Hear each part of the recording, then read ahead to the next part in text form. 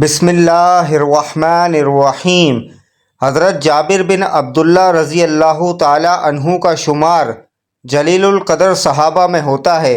غزوہ احد میں ان کے والد 9 بیٹیاں چھوڑ کر شہید ہو گئے، جن کا حضرت جابر رضی اللہ تعالی عنہ کے سوا کوئی کفیل نہیں تھا۔ والد عبداللہ کے ذمے بہت سا قرض بھی تھا، جو اب ان کے نوجوان بیٹے حضرت جابر رضی اللہ تعالی عنہ کو ادا کرنا تھا۔ حضرت جابر رضی اللہ تعالی عنہ ہمیشہ قرض کی ادائیگی اور بہنوں کی پرورش کے بارے میں پریشان اور فکر مند رہتے تھے۔ مسلمان رحمت عالم صلی اللہ علیہ وآلہ وسلم کی معیت میں غزوہ ذات الرقاع کے لیے روانہ ہوئے۔ حضرت جابر رضی اللہ تعالی عنہ بھی ان کے ہمراہ تھے۔ وہ غربت کے مارے ایک انتہائی لاغر اونٹ پر سوار تھے، جو چلنے سے انکاری تھا۔ اونٹ پر سوار سب لوگ ان سے آگے نکل گئے اور وہ قافلے کے آخر میں رہ گئے۔ رسول اللہ صلی اللہ علیہ وآلہ وسلم کا دستور تھا کہ آپ ہمیشہ قافلے کے پیچھے پیچھے آیا کرتے تھے۔ آپ صلی اللہ علیہ وآلہ وسلم کو جابر رضی اللہ تعالی عنہ کا رینگتا اونٹ نظر آیا تو ان کے قریب گئے اور دریافت فرمایا، جابر کیا بات ہے؟ جابر رضی اللہ تعالی عنہ نے قدر افسوس سے جواب دیا، یا رسول اللہ صلی اللہ علیہ وآلہ وسلم، میرا اونٹ پیچھے رہ گیا ہے۔ رحمت دو عالم صلی اللہ علیہ وآلہ وسلم نے فرمایا، اچھا ذرا اسے بٹھا دو۔ انہوں نے اونٹ بٹھا دیا۔ نبی کریم صلی اللہ علیہ وآلہ وسلم نے بھی اپنی اونٹنی اس کے قریب بٹھا دی۔ آپ صلی اللہ علیہ وآلہ وسلم نے جابر رضی اللہ تعالی عنہ سے مخاطب ہو کر فرمایا، ذرا اپنی لاٹھی دینا۔ انہوں نے لاٹھی پکڑا دی۔ آپ صلی اللہ علیہ وآلہ وسلم نے لاٹھی سے اونٹ کو چند ہلکی ضربیں لگائیں۔ اونٹ جو ابھی تھوڑی دیر پہلے چلنے سے عاری تھا، اچھل کر کھڑا ہوا اور بھاگنے لگا۔ اس کے انگ انگ میں چستی کی لہر دوڑ گئی۔ جابر رضی اللہ تعالی عنہ بھاگ کر اس کی گردن سے لٹکے اور سوار ہو گئے۔ اب وہ رحمت عالم صلی اللہ علیہ وآلہ وسلم کے ساتھ ساتھ چلنے لگے اور خوشی سے پھولے نہیں سماتے تھے کہ ان کا کمزور اور بے فائدہ اونٹ پہلے کی طرح تیز رفتار ہو گیا ہے۔ حضور اقدس صلی اللہ علیہ وآلہ وسلم جابر رضی اللہ تعالی عنہ کی طرف متوجہ ہوئے اور چاہا کہ کوئی بات چھیڑیں۔ جابر رضی اللہ تعالی عنہ غفوان شباب میں تھے اور جوانی کے تفرقات عموماً شادی اور معاش کے گرد گھومتے ہیں، تو آپ صلی اللہ علیہ وآلہ وسلم نے یہیں سے گفتگو کا آغاز کیا اور پوچھا، جابر شادی کر لی ہے؟ جابر رضی اللہ تعالی عنہ نے مسکراتے ہوئے جواب دیا، جی ہاں۔ آپ صلی اللہ علیہ وآلہ وسلم نے دریافت فرمایا، کنواری ہے یا شادی شدہ؟ جواب ملا، شادی شدہ۔ نبی کریم صلی اللہ علیہ وآلہ وسلم کو تعجب ہوا کہ نوجوان کنوارا آدمی شادی کے لیے عام طور پر کنواری عورت ہی کا انتخاب کرتا ہے۔ سو آپ صلی اللہ علیہ وآلہ وسلم نے فرمایا، بھلے بندے، کنواری عورت سے شادی کرتے جو تم سے کھیلتی اور تم اس سے ہنسی مذاق کرتے۔ جابر رضی اللہ تعالی عنہ نے وجہ بیان کرتے ہوئے عرض کیا، یا رسول اللہ صلی اللہ علیہ وآلہ وسلم، آپ تو جانتے ہیں کہ میرے والد غزوہ احد میں 9 بیٹیاں چھوڑ کر شہید ہو گئے ہیں، جن کا میرے سوا کوئی کفیل نہیں۔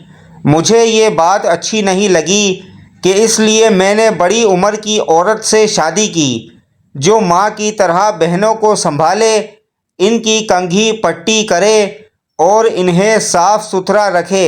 رحمت عالم صلی اللہ علیہ وآلہ وسلم نے دیکھا کہ ان کے روبرو ایک ایسا نوجوان کھڑا ہے جس نے صرف اپنی بہنوں کی خاطر جوانی کے پرکیف جذبات کی قربانی دی۔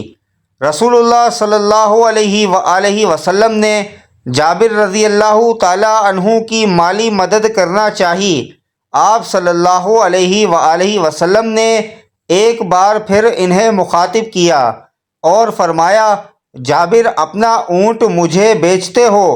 جابر رضی اللہ تعالیٰ عنہ سوچ میں پڑ گئے کہ یہ اونٹ ان کا کل سرمایہ ہے۔ پہلے تو یہ لاغر تھا، لیکن نوازش رسول صلی اللہ علیہ وسلم کی برکت سے اب قوی اور مضبوط ہو چکا ہے۔ پھر انہوں نے یہ بھی سوچا کہ رسول اللہ صلی اللہ علیہ وآلہ وسلم کے مطالبے کو رد کرنے کی کوئی گنجائش نہیں، تو انہوں نے جواباً کہا، یا رسول اللہ صلی اللہ علیہ وآلہ وسلم، ٹھیک ہے، بتائیے اسے کتنے میں خریدیں گے؟ تاجدار کائنات صلی اللہ علیہ وآلہ وسلم نے فرمایا، 1 درہم میں۔ جابر رضی اللہ تعالیٰ عنہ نے حیران ہو کر پوچھا، صرف 1 درہم؟ یا رسول اللہ صلی اللہ علیہ وآلہ وسلم، آپ مجھے گھاٹے میں ڈالنا چاہتے ہیں؟ رسول کریم صلی اللہ علیہ وآلہ وسلم نے بولی بڑھائی، چلو 2 درہم میں۔ نہیں اے اللہ کے رسول صلی اللہ علیہ وآلہ وسلم، یوں میں خسارے میں رہوں گا۔ رسول اللہ صلی اللہ علیہ وآلہ وسلم قیمت بڑھاتے رہے، حتیٰ کہ بات 40 درہم تک جا پہنچی۔ جابر رضی اللہ تعالی عنہ نے مطمئن ہو کر کہا، اب ٹھیک ہے، لیکن ایک شرط ہے کہ میں مدینے پہنچنے تک اونٹ پر سوار رہوں گا۔ رحمت عالم صلی اللہ علیہ وآلہ وسلم نے اثبات میں جواب دیا۔ مسلمانوں کا قافلہ مدینہ پہنچا تو حضرت جابر رضی اللہ تعالی عنہ اپنے گھر گئے اور اونٹ سے سامان اتارنے کے بعد سرور دو عالم صلی اللہ علیہ وآلہ وسلم کی اقتداء میں نماز پڑھنے مسجد گئے اور اونٹ مسجد کے قریب ہی باندھ دیا۔ آپ صلی اللہ علیہ وآلہ وسلم نماز کے بعد باہر تشریف لائے تو جابر رضی اللہ تعالی عنہ نے کہا، اے اللہ کے رسول صلی اللہ علیہ وآلہ وسلم، یہ رہا آپ کا اونٹ۔ چنانچہ آپ نے بلال کو حکم دیا کہ جابر رضی اللہ تعالی عنہ کو 40 درہم سے کچھ اوپر دے دو۔ بلال رضی اللہ تعالی عنہ نے حکم کی تعمیل کی اور 40 درہم سے کچھ اوپر رقم حضرت جابر رضی اللہ تعالی عنہ کے حوالے کر دی۔ حضرت جابر رضی اللہ تعالی عنہ نے رقم لی اور یہ سوچتے ہوئے واپس ہوئے کہ اب ان پیسوں کا مصرف کیا ہو، نیا اونٹ خریدا جائے یا گھر کا سامان لیا جائے۔ ادھر رسول اللہ صلی اللہ علیہ وآلہ وسلم نے حضرت بلال رضی اللہ تعالی عنہ سے کہا کہ یہ اونٹ پکڑو اور جابر رضی اللہ تعالی عنہ کو دے آؤ۔ بلال رضی اللہ تعالی عنہ نے اونٹ کی باگ تھامی اور حضرت جابر رضی اللہ تعالی عنہ کی طرف چل پڑے۔ حضرت جابر رضی اللہ تعالی عنہ نے حضرت بلال رضی اللہ تعالی عنہ کو اونٹ کے ساتھ آتے دیکھا تو حیران ہوئے کہ کیا سودا منسوخ کر دیا گیا ہے۔ حضرت بلال رضی اللہ تعالی عنہ نے آتے ہی کہا، جابر اونٹ لے لیجئے۔ حضرت جابر رضی اللہ تعالی عنہ نے حیرت سے پوچھا، کیا ہوا؟ کہا، رسول اللہ صلی اللہ علیہ وآلہ وسلم نے مجھے حکم دیا ہے کہ اونٹ آپ کو دے آؤں اور اس کی قیمت بھی آپ اپنے پاس رکھیے۔ یہ سن کر حضرت جابر رضی اللہ تعالی عنہ رسول اللہ صلی اللہ علیہ وآلہ وسلم کی خدمت میں حاضر ہوئے اور پوچھا کہ کیا مسئلہ ہے؟ کیا آپ کو اونٹ کی ضرورت نہیں؟ رسول اللہ صلی اللہ علیہ وآلہ وسلم نے مسکراتے ہوئے جواب دیا، تم کیا سمجھتے ہو میں نے تم سے بھاؤ تاؤ اس لیے کیا تھا کہ تمہارا اونٹ حاصل کر لوں؟ یعنی میں نے تم سے بھاؤ تاؤ اس لیے نہیں کیا کہ وہ مجھے مل جائے، بلکہ میں اندازہ کرنا چاہتا تھا کہ تمہاری مدد کے لیے کتنی رقم دے سکتا ہوں۔ نوجوانان ملت، ذرا سوچیں کہ یہ کتنے بلند اخلاق ہونے کی علامت ہے۔ تاجدار کائنات صلی اللہ علیہ وآلہ وسلم نے نوجوان کی من پسند موضوع پر بات کا آغاز کیا اور جب اس پر صدقہ کرنا چاہا تو اسے ادب اور لطافت کی خوشنما غلاف میں پیش کیا۔ حضرت عبداللہ بن سلام رضی اللہ تعالی عنہ یہود کے جلیل القدر عالم اور حضرت یوسف علیہ السلام کی اولاد سے تھے۔ ان کا اصل نام حسین تھا اور وہ یہود بنی قینقاع سے تعلق رکھتے تھے۔ ایک دن انہوں نے رسول اللہ صلی اللہ علیہ وآلہ وسلم کے یہ کلمات سنے۔ ترجمہ: سلام کو عام کرو اور بھوکوں کو کھانا کھلاؤ اور صلہ رحمی کیا کرو اور رات کو نماز پڑھا کرو جب لوگ سو رہے ہوں۔ یہ ہدایت آموز کلمات سن کر حضرت عبداللہ بن سلام کا دل نور ایمان سے جگمگا اٹھا۔ انہیں یقین ہو گیا کہ یہ وہی نبی آخر الزماں صلی اللہ علیہ وآلہ وسلم ہیں جن کی پیشن گوئی صحائف قدیمہ میں درج ہیں۔ دوسرے دن حضور نبی کریم صلی اللہ علیہ وآلہ وسلم کی خدمت میں حاضر ہوئے اور آپ سے چند پیچیدہ مسائل دریافت کیے۔ حضور صلی اللہ علیہ وآلہ وسلم نے ان کا اطمینان بخش جواب دیا تو عرض کی، یا رسول اللہ، میں شہادت دیتا ہوں کہ آپ اللہ کے سچے رسول ہیں۔ حضور صلی اللہ علیہ وآلہ وسلم نے ان کے قبول اسلام پر مسرت کا اظہار فرمایا اور ان کا اسلامی نام عبداللہ رکھا۔ حضرت عبداللہ رضی اللہ تعالی عنہ نے عرض کی، یا رسول اللہ، میری قوم بڑی بدتینیت ہے۔ انہوں نے یہ سن لیا کہ میں حلقہ بگوش اسلام ہو گیا ہوں تو مجھ پر طرح طرح کے بہتان باندھیں گے، اس لیے میرے اسلام کی خبر کے اظہار سے پہلے ان سے دریافت کر لیں کہ ان کی میرے متعلق کیا رائے ہے۔ حضور صلی اللہ علیہ وسلم نے یہود کے اکابر کو بلا بھیجا۔ جب وہ آئے تو حضور صلی اللہ علیہ وسلم نے فرمایا، تم تو رات میں نبی آخری الزماں کی نشانیاں پڑھتے ہو اور جانتے ہو کہ میں خدا کا رسول ہوں۔ میں تمہارے سامنے دین حق پیش کرتا ہوں، اسے قبول کر کے فلاح دارین حاصل کرو۔ یہودیوں نے جواب دیا کہ ہم نہیں جانتے کہ آپ اللہ کے رسول ہیں۔ حضور نبی کریم صلی اللہ علیہ وسلم نے فرمایا، حسین بن سلام تمہاری قوم میں کیسے ہیں؟ سب یہودیوں نے بیک آواز جواب دیا، وہ ہمارے سردار اور سردار کے بیٹے ہیں، وہ ہمارے عالم کے بیٹے ہیں، وہ ہم میں سب سے اچھے اور سب سے اچھے کے فرزند ہے۔ حضور اکرم صلی اللہ علیہ وسلم نے فرمایا، اگر وہ اسلام قبول کر لیں تو کیا تم بھی مسلمان ہو جاؤ گے؟ یہودی ناک بھو چڑھا کر بولے، اللہ انہیں آپ کی حلقہ بگوشی سے محفوظ رکھے، ایسا ناممکن ہے۔ حضور اکرم صلی اللہ علیہ وسلم نے حضرت عبداللہ بن سلام کو سامنے آنے کا حکم دیا۔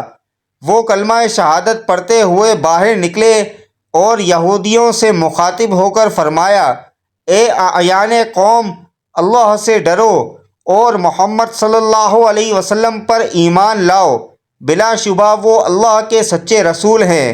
حضرت عبداللہ رضی اللہ تعالی عنہ کا قبول اسلام یہود پر برق خاطف بن کر گرا اور غم و غصے سے دیوانے ہو گئے اور چیخ چیخ کر کہنے لگے، یہ شخص ہم میں سب سے برا اور سب سے برے کا بیٹا ہے، ذلیل بن ذلیل اور جاہل بن جاہل ہے۔